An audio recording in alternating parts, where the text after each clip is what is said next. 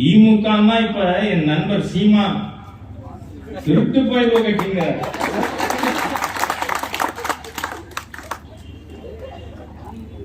ஒரு காலத்துல நான் ஒரு ஆளுதான் இந்த ஈவே ராமசாமி நாயக்கரை எக்ஸ்போஸ் பண்ணிட்டு இருந்தேன்.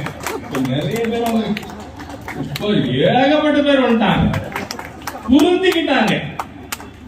ஏன்னா ஈவே ராவ முதல்ல 4 தலைப்பு வச்சு சென்னை வள்ளுவர் கோட்டத்தில் பேசினது ஹெச்ராஜ். ஈவேரா ஒரு தேச துரோகி.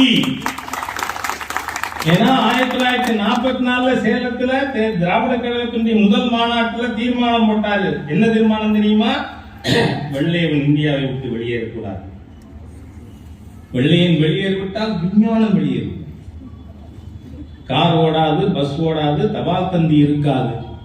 இந்தியாவால் ஒரு குண்டூசியோட தயாரிக்கும். எங்க தலைவன் வாஜ்பாய் அணுகுண்டே தயார்.